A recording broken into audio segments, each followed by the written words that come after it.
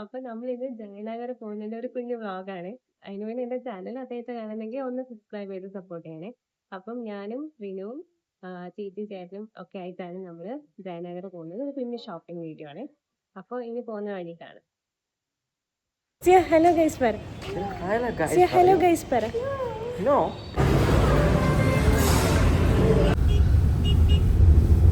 അങ്ങനെ ലാസ്റ്റ് ഇതാ നമ്മൾ ജയനഗർ സ്ട്രീറ്റിൽ എത്തിയിട്ടുണ്ട് കേട്ടോ. ബാംഗ്ലൂരിൽ തന്നെ ഒരു ഫേമസ് ആയിട്ടുള്ള ഒരു ഷോപ്പിംഗ് സ്ട്രീറ്റാണ് ജയനഗർ എന്ന് പറയുന്നത്.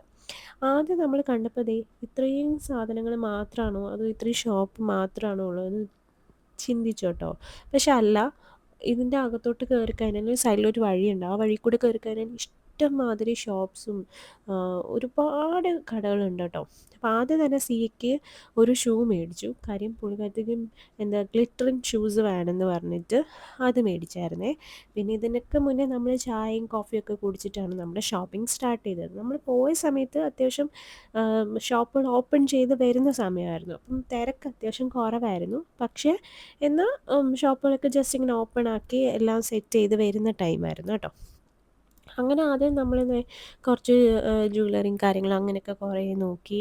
പിന്നെ അതിന് ശേഷം നമ്മൾ കുറേ ചപ്പൽ, ബാഗ് അങ്ങനെ കുറേ കുറേ കാര്യങ്ങളൊക്കെ നോക്കി. അങ്ങനെ കുറേ ഷോപ്പിങ്ങൊക്കെ കഴിഞ്ഞിട്ട് നമ്മൾ മേഘ്ന ഫുഡ് ലോട്ട് പോകുന്നു കേട്ടോ. കാര്യം മേഘ്ന ബിരിയാണി കഴിക്കാനായിട്ടാണ് നമ്മളിന്ന് ജയനഗറിൽ വരികയും കൂടി ചെയ്തത്.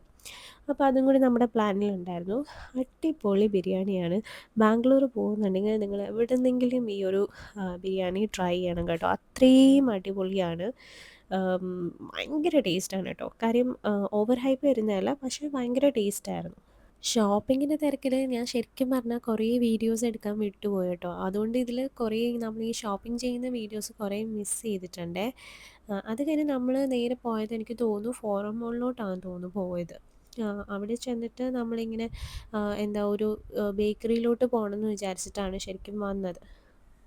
ഈ കാണുന്ന ബേക്കറിയിലോട്ടാണ് നമ്മൾ ഫസ്റ്റ് പോയത്. നമ്മളിത് മക്നോളിയൻ ബേക്കറിയിലോട്ട് പോവാണ്. കേറുമ്പോഴേ നല്ല അടിപൊളി കപ്പ് കേക്ക്സും കാര്യങ്ങളൊക്കെ കാണാൻ പറ്റേ.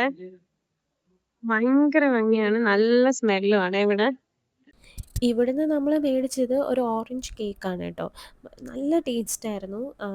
നമ്മളുടെ നാട്ടിലൊക്കെ കിട്ടുന്ന ഒരു ഓറഞ്ച് കേക്കിൻ്റെ ഒരു ടേസ്റ്റ് പോലെ വരും. പക്ഷേ കുറച്ചുകൂടി എന്തോ ഒരു വെറൈറ്റി ടേസ്റ്റ് അതിലുണ്ടായിരുന്നു.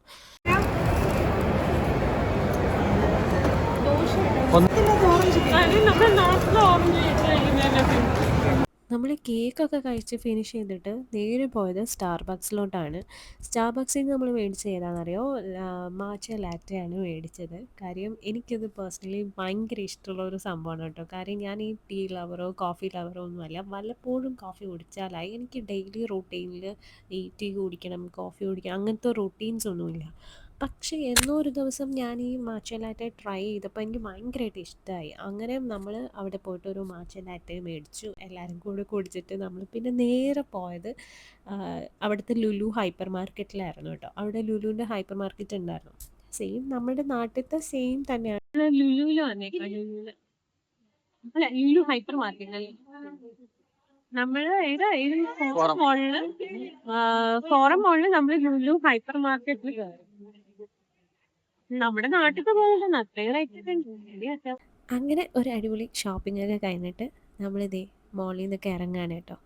ഏകദേശം ഇറങ്ങുന്ന സമയമായപ്പോഴത്തേക്കും രാത്രിയായി. പിന്നെ നേരെ ഫുഡ് കഴിച്ചിട്ട് വീട്ടിൽ പോവുക ചെയ്തത്. അപ്പോൾ ചാനലൊന്ന് സബ്സ്ക്രൈബ് ചെയ്യാൻ മറക്കല്ലേ. പിന്നെ കാണാം. ബായ്.